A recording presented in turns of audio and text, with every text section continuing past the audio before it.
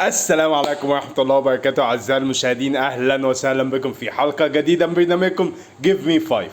هنتكلم النهاردة على فوز بيراميدز المستحق طول الموسم بصراحة يعني. بطولة سهلة جدا وكولر هو اللي ضيعها. حاجة تانية، خطاب الزمالك وملعوب الزمالك عشان خاطر إن هو ما يخليش زيزو يلعب معاه، يلعب مع الأهلي كأس العالم. وهل دي كذبة ولا العقد فعلا كده؟ حاجة تانية، ردا على كابتن شيكابالا الكابتن العظيم لنادي الزمالك اللي لسه ماشي في طريق مباراته، ومشكلة ان في قطيع من الناس بتصدقه. الحاجة التالتة او الحاجة الرابعة بقى، على مطالبة الزمالك بتحكيم بعينه. شفتش كده بصراحة. واخر حاجة، طبعا هنتكلم برضه في فوز بيراميدز، تشجيع الزملكاويه الرهيب للنادي بيراميدز لفقط مكايده في النادي الاهلي، بس مش اكتر من كده. نتكلم على اخر حاجه بقى بالنسبه للاهلي والصفقات، واحمد رمضان بيكهام والصفقات اللي جت. يعني واحمد رمضان بيكهام انا ما كنتش اتمناه، بس هو عقد جاي، عقد سنه اعاره، وهنشوف. قبل اي حاجه عايزين نصلي ونسلم على اشرف خلق الله سيدنا ونبينا محمد رسول الله على افضل الصلاه والسلام. مبروك نادي بيراميدز، مش هقدر اقول اكتر من كده، او نقول مبروك لمصر. هي نقط بتزيد لمصر وشعبيه مصر. سان داونز فريق ضعيف، والاهلي لما خرج منه كولر اللي عمل كده، بس الحمد لله ان ده حصل بدري، لان انا كان ممكن اوصل النهائي، كان كولر هيفضل موجود، كنت هتخسر الدوري وكنت هتخسر افريقيا من بيراميدز، ودي كانت هتبقى كارثه. ان انا اخسر البطوله الدوري ابطال افريقيا من بيراميدز، دي كانت هتبقى كارثه بالنسبه لي. فالحمد لله انها جت على قد كده. حسبي الله ونعم الوكيل ان هو خسرنا وطلعنا من بطوله سهله زي كده، كانت هتبقى الثالثه على التوالي، بس الحمد لله. يكفي ان هو فريق مصري للمره الثالثه على التوالي، استحواذ مصري على بطوله افريقيا، دليل على قوه مصر. بس الفكره بقى جمهور الزمالك اللي هو فرحان جدا ان بيراميدز خد دوري ابطال افريقيا، ولا كانهم راسين في طريق زي ما بيقول. بس انت فرحان ليه؟ انت بقى لك 24 سنه مش عارف تاخدها، مش عارف تخشها اساسا. انت تالت سنه على التوالي في الكونفدراليه. اللي خد مكانك ده بيراميدز اللي بقاله 8 سنين بس موجود. والله عيب. المفروض ان انتوا تحزنوا لفريقكم، تزعلوا لفريقكم اللي ما بقاش موجود، هيختفي. اهلي المفروض كان دايما اهلي وزمالك، لا دلوقتي بقيت تالت سنه على التوالي اهلي وبيراميدز. طب الاهلي وجمهوره زعلان عشان كان بطولة سهلة ان هو ياخدها. انا بقالي 6 مواسم على التوالي، 6 مواسم في نصف النهائي عشان خسرت البطولة دي. ده انا السنتين اللي فاتوا انا مكسح افريقيا واخدها، اخر سنتين، اخر 3 سنين، اخر 6 سنين انا واخد منهم 5، واخد منهم 4، وفي النهائي 5 مرات، نصف النهائي 6 مرات. انت فاهم انت بتتكلم في ايه؟ انا مكسح افريقيا اخر موسمين انا اللي واخدهم. يعني انا ما بتفرقش معايا، انا كسبان اخر سنتين، هو عشان جه سنه واخدها خلاص. بالنسبه للزمالك بقى اللي بقاله 24 سنه داخلين على ربع قرن. المفروض تزعلوا لنفسكم، مش تفرحوا. الفريق مكسحكم بقاله 8 سنين بس، ومديكوا على قفاكم في اخر 3 سنين واخد مكانكم. ولا هو ايه، انتوا بتفرحوا له عشان يسيب لكم مباريات الكاس؟ ممكن، الله اعلم. نتنقل النقطه الثانيه. خارج النهارده بيان للزمالك بيطالب اتحاد الكوره بالتحقيق مع زيزو والايقاف، مطالبه زيزو ايقاف من 4 ل6 شهور. ليه؟ عايز اعرف ايه السبب اللي ممكن زيزو يتوقف عشان. ممكن تقول لي؟ مش لاقي حاجه بصراحه.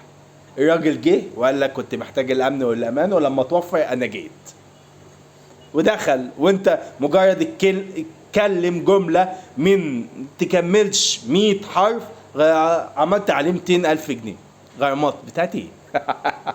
لا خارج بيقول لك لان عقد زيزو هينتهي 1/7. انهي عقد ده؟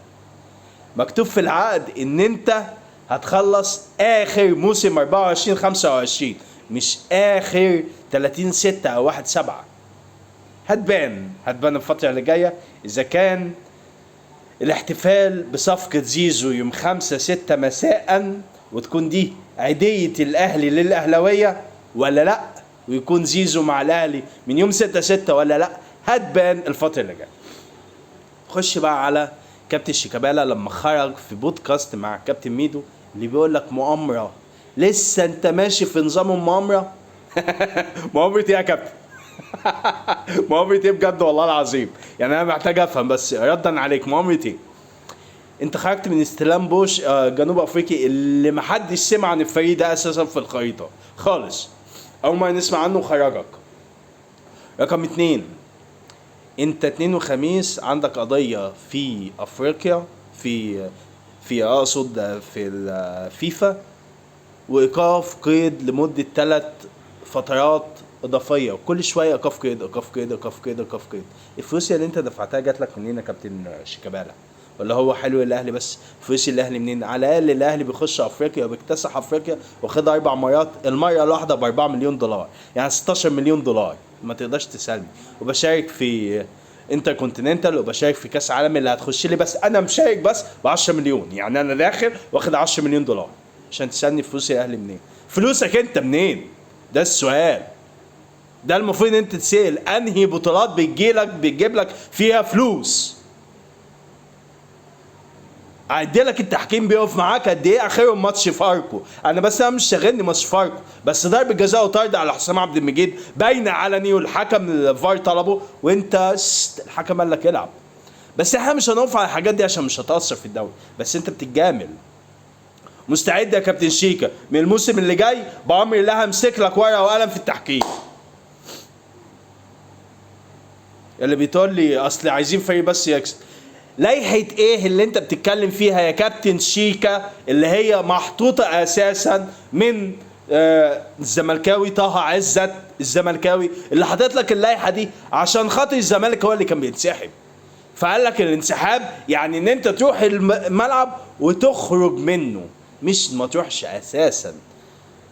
لما طبقت زعلتوا قعدتوا عيطوا، اصل ما ينفعش، مش نفس اللائحة اللي بتكون كل موسم يا كابتن شيكا، مش هنتكلم في النقط دي كتير. بص يا كابتن شيكا، انتوا فريق فاشل ومش قادرين ننجح زي الاهلي. طب نعمل ايه؟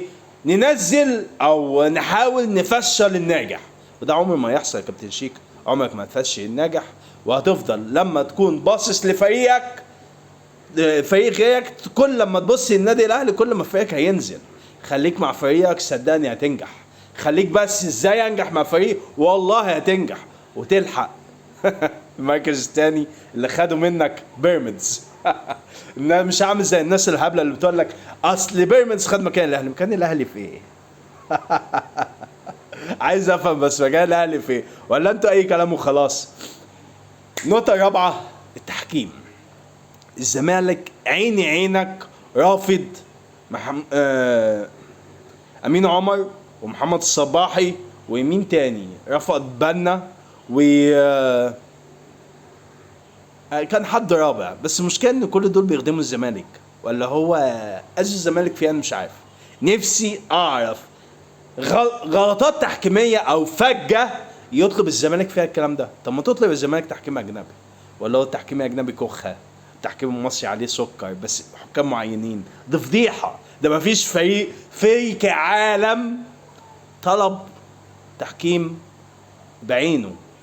ان احنا اطلب ان انا تحكيم في بيان رسمي ان انا ارفض التحكيم ده اسمه كارثه، ده على المزاج والكيف. ايه ده؟ ولا هم عشان هم ما بيساعدكش طلبت منهم حاجات فما بيساعدكش، ولا ايه بالظبط؟ ولا التحكيم التاني اما انت بتطلب منه اللي انت عايزه بيعملوه لك؟ مش عارف. دي كارثه في حق الزمالك، فضيحه في حق الزمالك حرفيا. اخر حاجه هنجمع الصفقات كلها يعني هو تريزيجيه، محمد علي بن رمضان، وان شاء الله زيزو باذن الله. اليو ديانج لسه في كلام ما اعرفش هيرجع ولا لا، وطبعا حمدي فتحي اللي جاي شهر وما كنتش اتمنى عشان انت شهر بس مش هيعمل حاجه، ما كنتش اتمنى الصفقه دي. اخر حاجه بقى احمد رمضان بيكهام جاي سنه، انا احمد رمضان بيكهام ما بقتنعش بيه، في ناس افضل. هو الاهلي جايبه سنه عاره ب 10 مليون، ولو هيشتريه هيبقى ب 30 مليون. هل الاهلي محتاجه؟ انا شايف احمد رمضان بيكهام جه للاهلي مرتين وفي المرتين ما نجحش، انا ما بقتنعش بيه مدافع. رامي ربيعه جديد خلينا واضحين، رامي ربيعه جديد انا ما بقتنعش باحمد رمضان مكي. كان في دفاع افضل، يعني مثلا جزار، وكنت اتمنى ياسين مرعي. بس يلا ادي الصفقات. نقول بيراميدز مبروك، يستحق. والاهلي هو ضيع على نفسه فرصه مهمه قوي فوز بطوله طالع من عيني بصراحه، وده محزني. بس يلا الحمد لله. كانت حلقه بسيطه من برنامجكم، كان معاكم احمد اسماعيل تورنيدو، واستنوني في حلقات جديده مع احداث جديده من القريه المصريه باذن الله. السلام عليكم.